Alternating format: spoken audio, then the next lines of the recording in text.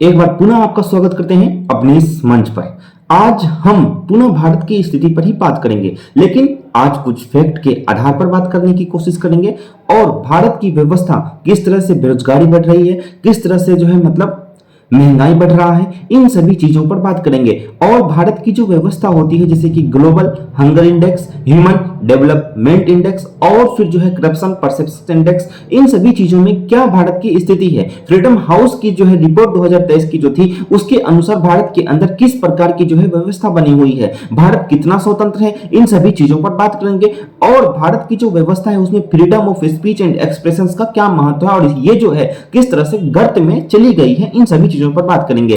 तो हम दरअसल बात करते हैं कि भारत की व्यवस्था जो है, आज भारत जो बना हुआ है, इन सभी चीजों में किसका सबसे अधिक महत्वपूर्ण योगदान है, यानी कि भारत जो है किस तरह से दयनीय स्थिति में चली गई और इसके पीछे क्या कारण है। तो कारण केवल एक ही है, दो है। पहला, हम यानी कि जनता जो है वो जागरूक नहीं है। दूसरा, जो नेता है वो हमारे लिए जिम्मेदार नहीं है, यानी कि देश के अंदर विकास कार्य करें इसके लिए वो जिम्मेदार नहीं है। तो इन सभी चीजों की वजह से जो है कहीं ना कहीं भारत की जो व्यवस्था है, भारत की जो आर्थिक जो गति है, आर्थिक जो विकास है, वो कहीं ना कहीं डगमगाती है और फिर जो है भारत का जो है विकास अवरुद्ध होता है। भारत के अंदर जो है बेरोजगारी दर की ही बात करें तो 8.003% भारत की जो है बेरोजगारी दर है और भारत के अंदर जो महंगाई है वो 5.09% की जो है दर से महंगाई दर जो है वो बढ़ता गया। इससे पहले की व्यवस्था के साथ भी महंगाई थी, उसके अनुपात में आज बढ़ा हुआ है और ये जो है चरमोत्कर्ष पर पहुंचती ही जा रही है। इन सभी चीजों के साथ साथ भारत के अंदर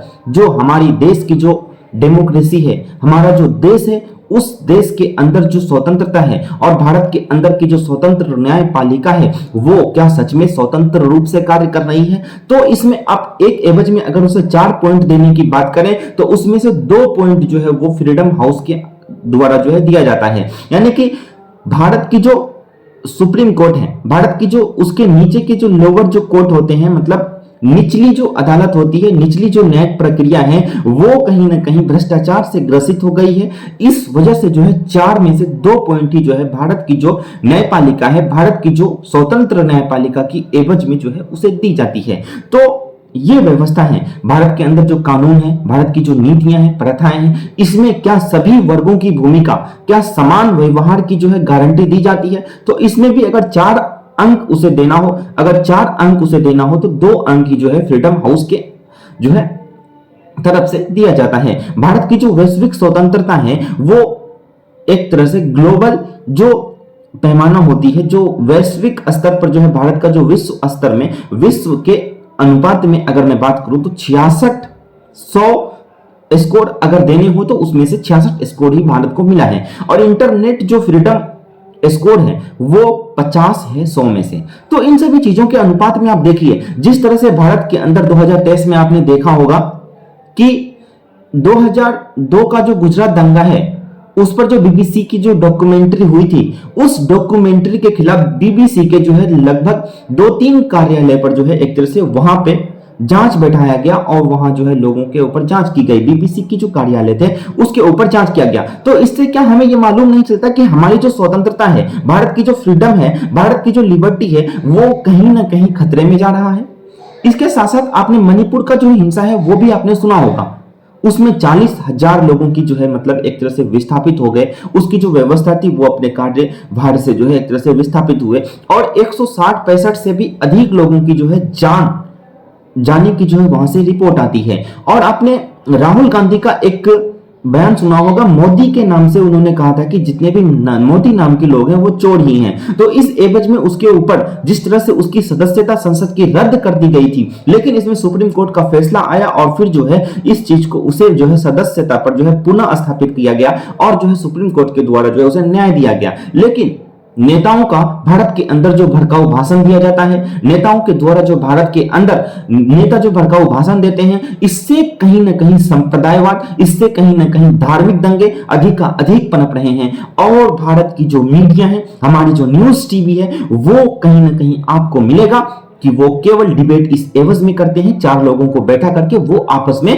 धार्मिक हिंसा को और अधिक जो है बढ़ाने का ही कार्य करते हैं। तो मीडिया की जो पागलपन है, इन सभी चीजों से भारत की स्थिति दयनीय से भी दयनीय होती जा रही है। क्या इन सभी चीजों में हमें सोचने की आवश्यकता नहीं है? क्या भारत की जो व्यवस्था थी, क्या भारत आज से आने वाले समय काल में 10-20 साल के बाद इसी व्यवस्था के साथ आगे बढ़ेगा और विकास की राह पे आगे चलेगा?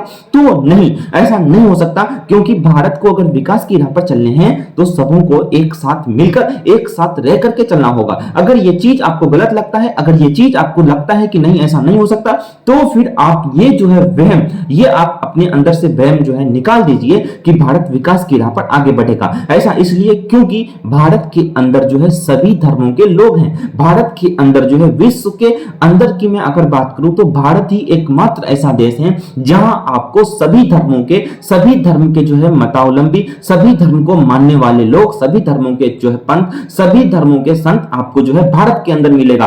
तो इन सभी विविधताओं को एकत्र करके जो है हम आगे नहीं बढ़े और केवल कुछ टारगेटेड जो है पॉपुलेशंस को जो है एक तरह से मतलब टारगेट करके उसके संग रह करके आगे बढ़ने की जो चाह आज हमारे देश की वर्तमान सरकार की हो गई है, क्या ये गलत नहीं है? अगर ये गलत नहीं है, अगर आप ये सोच रहे हैं, जनता के अंदर जो है कहीं ना कहीं जागरूकता की कमी है, अगर आप इसी सोच के साथ नेताओं का समर्थन करते हैं, तो फिर याद रखिए आज कोई आपके टारगेट के साथ आपकी जो है सकारात्मक सोच को जो है दिखाना चाहता है नेता कि मैं आपके लिए भला कर रहा हूं, लेकिन भारत की जो है व्यवस्था, भारत के अंदर जो मतलब रिपोर्ट जो होते हैं, अनेक प्रकार के जो रिपोर्ट होते हैं, उसके अनुपात में अगर आप देखेंगे तो भारत के अंदर किसी भी प्रकार का कोई विकास नहीं हो रहा है। ऐसा इसलिए क्योंकि जैसे आप ह्यूमन डेवलपमेंट इंडेक्स 21-22 की अगर बात करें तो 132 रैंक है, ठीक।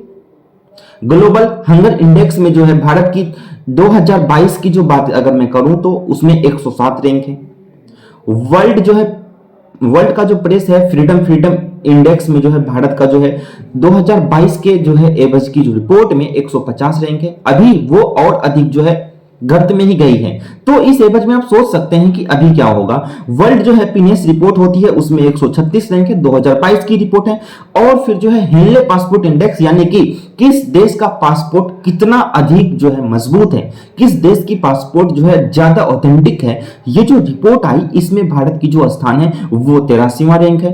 और रूल ऑफ लॉ का जो मतलब यानी कि विधि का जो शासन होता है, यानी कि हमारे देश के अंदर संविधान है, हमारे देश के अंदर जो है आईपीसी है, सीआरपीसी है, ये जो व्यवस्था है इंडियन पेनल कोड के साथ साथ जो है क्रिमिनल प्रोसीजर कोड और फिर जो Indian evidence act, Indian contract act, इन सभी चीजों के अनुसार जो है भारत की व्यवस्था चलती है। लेकिन इस एवज में अगर आप मैं बात करूं तो भारत के अंदर जो रूल ऑफ लॉ का जो शासन रह गया है, तो उसमें आज जो है भारत को जो एक रैंक दिया जाता है 113 कंट्रियों में जो है 68वां रैंक है। तो आप सोचिए, क्या सच में भारत की व्यवस्था बेहतर से बेहतर हो रही है? क्या टारगेटेड पॉपुलेशंस की ही मतलब एक तरह से विकास हो रही है? तो इन सभी चीजों में भी आप जो है एक तरह से रिपोर्ट के आधार पर अगर तर्क करेंगे तो नहीं, भारत के जो विकास की जो चरमोत्कर्षता थी वो धीरे धीरे बेहतर से जो है खराब प्रदर्शन कर रहा है। ऐसा मैं इसलिए कह रहा हूं क्योंकि आप देखे होंगे कि कुछ क्षेत्रों में जो है नारी सशक्तिकरण को बढ़ावा दिया जा रहा है, संसद के अंदर जो है नारी की जो परसेंटेज को बढ़ाई दी जा रही है, यानी कि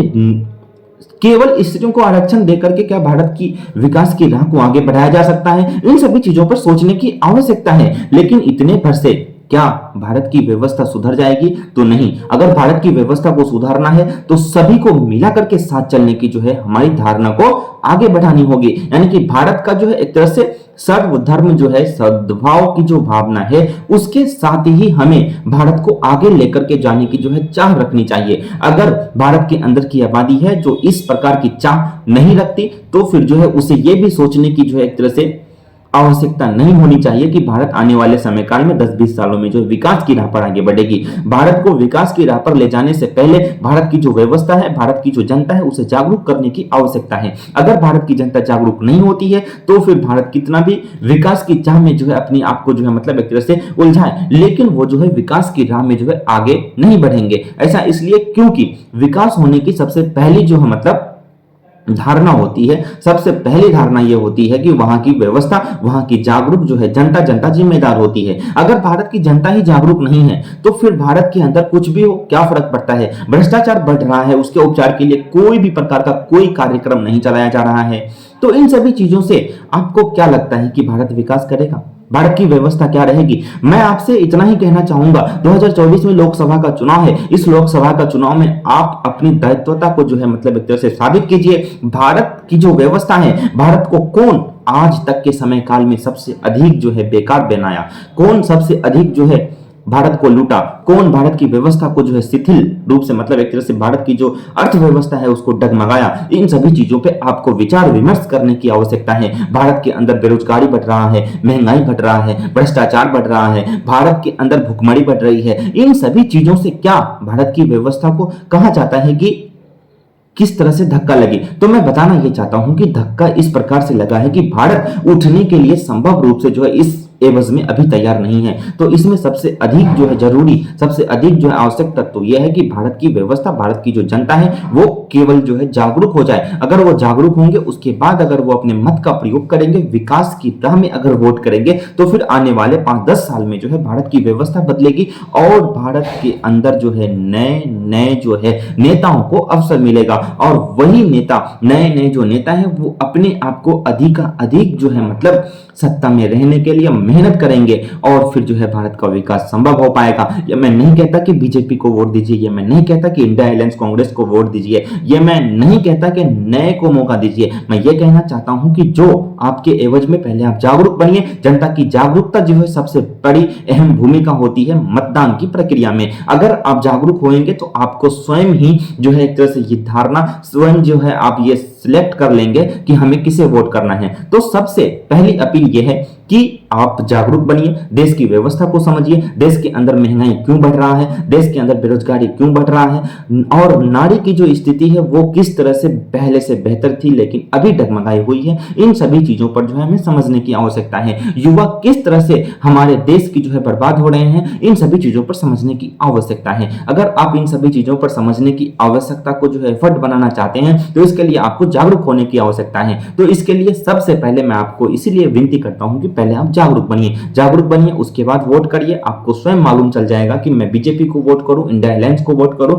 या फिर किसी नए युवाओं को जो है मतलब भारत के अंदर जो है नए जो है स्वतंत्र जो है निर्दलीय जो होते हैं उसको वोट करूं और नए जो है युवाओं को अवसर दूं या फिर नए लोगों को जो है सत्ता में लाने का कार्य करूं। इन सभी चीजों पर सोचने की आवश्यकता है। धन्यवाद।